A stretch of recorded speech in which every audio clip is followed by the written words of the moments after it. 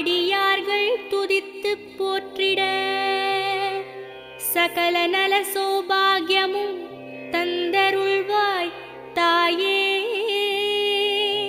ஷண்முகன் கணபதியின் அன்னையே வாழி.